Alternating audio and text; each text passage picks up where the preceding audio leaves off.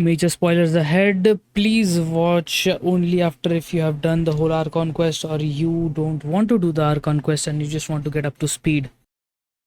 Catherine tells us that we have received a letter from Kole. That letter states that we need to visit Sumeru urgently due to some incidents that have been happening there. One of those incidents involve switching places, where Sethos is now the master of Kole and Kave has taken over the position of Lord Sangama Bay, or as I like to call her. Throw her in the strong box, get a defense piece with a flat defense, flat attack, flat HP and EM, and use that artifact piece as a 4-star upgrade material. We also find out that Nilu and Deya have also switched places. This doesn't really suit. I mean, imagine Deya dancing.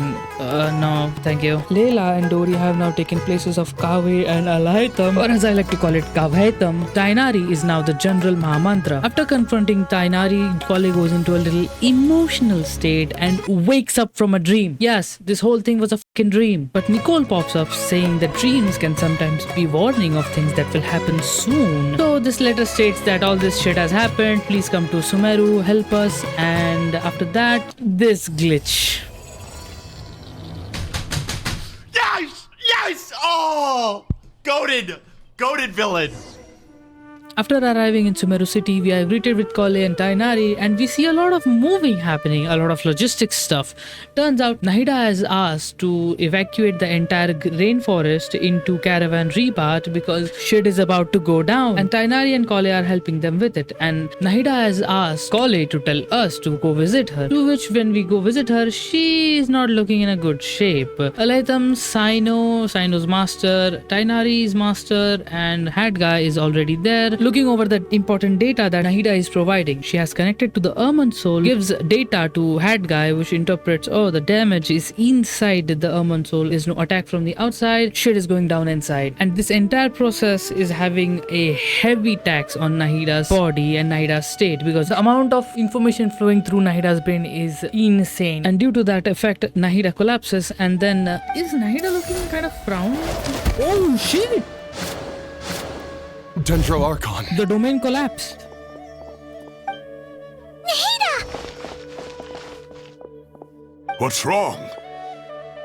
She doesn't Her look good. breathing is weak, and her elemental energy levels are dangerously low. It's time to move to the backup plan. The backup plan is move everyone away from Sumeru city, evacuate entire Sumeru city into Caravan Rebat, and then work from there. It's like work from home, but it's you're not home. You're working from office, but you had like work from home.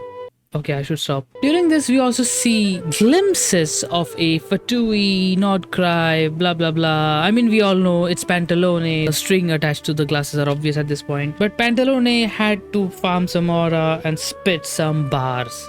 They say that fervent ambition attracts the favor of the gods, and with it, a vision. A vision. But we appear to be the exception. So, is our ambition not strong enough?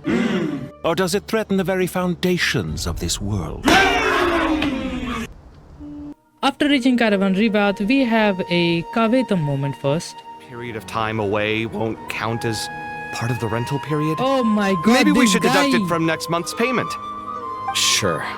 Let's get back to being serious. We find out that Nahida is actually overloading with information. The overflow of information has kind of like fried her brain, but it's not really fried her brain. It's like her power is very low. Then Sino tells us that Nahida has been overloaded with information and it's like causing a withering effect on her and like we have to fix her. So we need to find a solution. And then these clowns arrive. I mean, what the fuck is that on your fucking face? These are the 6 sages. And bro, they are not serious at all. Have you gotten taller? Bro, Or did your ears get longer? Hopefully serious the bro. former. Uncle Baladori? Bro, like what the hell? Why you want to do meet and greet now? Even though they are not serious and they look like clowns. After which Shahrukh runs up to us saying that some people did not flee the city and they have gone full psycho. Bro, this tree is an anomaly. Look at, that's a thick shaft, but it's like very thin at the top. What's going on? These 3 have captured a guy who's scared. This is our mentally disturbed man? I'm going to gut you all. Alright, that guy is out of his damn mind. and Sino and his master have some personal discussions. I don't know why we are not serious at this moment, but They're everywhere. There's even more in that direction. At this point, the traveler realizes the loop. The loop is we have to restore Nahida's power, but to restore Nahida's power, we need to fix Erman's soul, and to fix Erman's soul, we need Nahida's power, and to get Nahida's power, we need to get Erman's soul. It's a fucking loop. And to get that fixed, we actually find a pretty good way, I guess. All we need to do is light it with the fire seed, and it'll restore a pep with elemental power. The damage it suffered internally will also slowly begin to heal. After getting back to the camp, Sino and Alhaitam, Dia and Kaveh have a plan that requires to revive Akasha. You know, the thing that everyone that was like reading everyone's mind. Yeah, we have to revive that, but for that we would need the Gnosis. But for this, we don't have the Gnosis because Nahida gave it away. So now we have to relocate again to the Temple of Silence, and the rest of the people will be relocated to Aru village. And Traveler shares the plan where we have to go to Apep to get Nahida fixed because Apep has some powers, you know, but Apep is Apep. Anyways, but before we leave, Sino has some serious talk. I would like to leave you all with some parting words. Okay, not another Sino joke. If you joke around, I will break my monitor. No matter the distance between us, there will always be an invisible force tying us together. May the bonds forged in the past shine bright like stars and open a new path before our feet.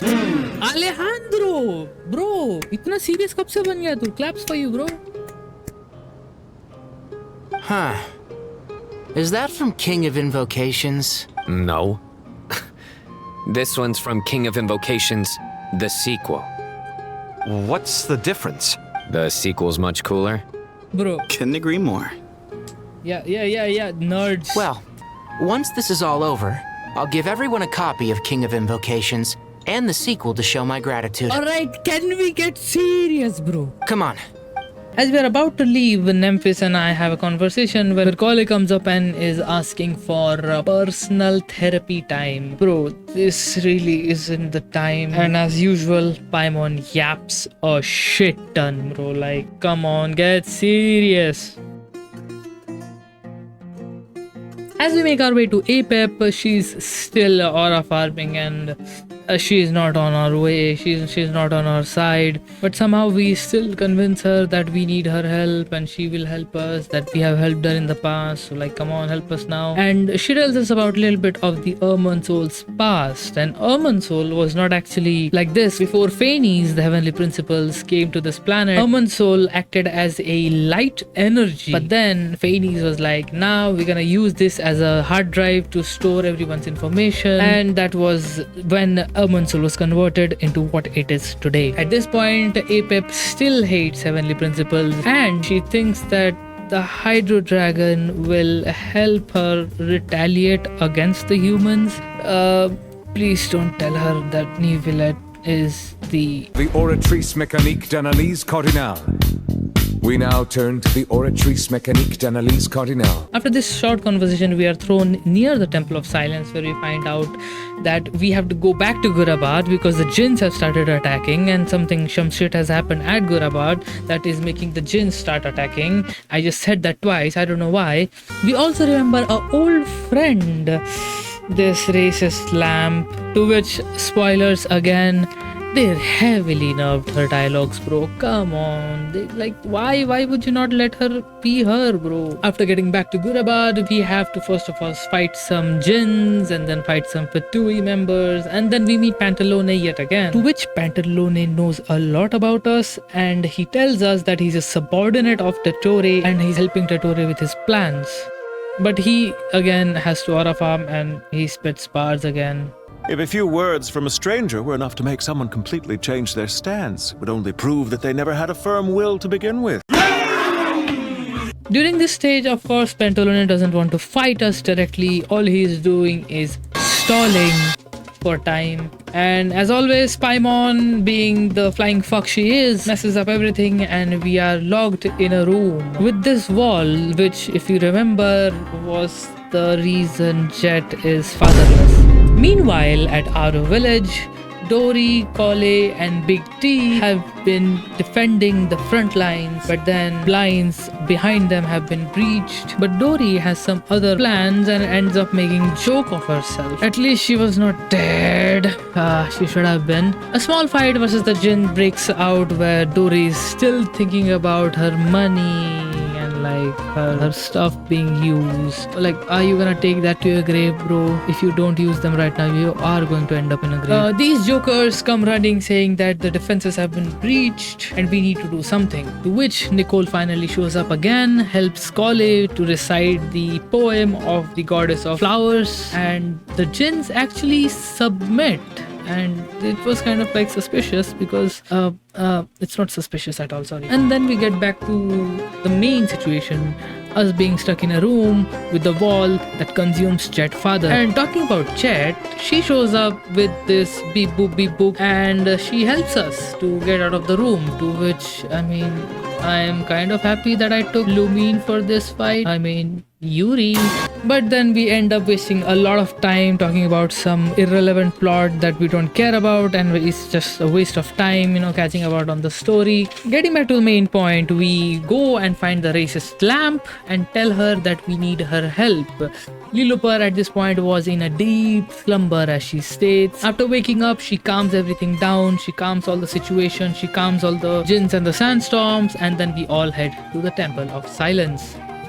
After reaching Temple of Silence, we all catch up with all the events that have happened so far. Jet introduces herself to everyone and everyone introduces her, vice versa. With that being said, we find out that Nicole and Nefer are here. There's a lot of yapping that happens in between, but it's not that important. The only important bit here is that we are going to make Aru the new Akasha, or at least that's what we are trying to do. A scenario where Irminsul doesn't exist is discussed, and then we find out that an invisible barrier has formed around Sumeru that has cut it off from the entire world. And the second important thing that we find out here is that Kole has the god remains of the goddess of flowers Nabu Malika inside of her, which helped her kind of with the Jinn battle. To end it all, the Avengers assemble to head to the King Destret's mausoleum, where we are gonna work to bring back Aru, the system created by King Destret with the inspiration from Nabu Malika. After we make it into the mausoleum, we have to first revive these 3 clowns. I just hate them, I don't know why. But after catching up on all the events with these 3 clowns, gates of Aru are reopened, after which we see a wholesome moment with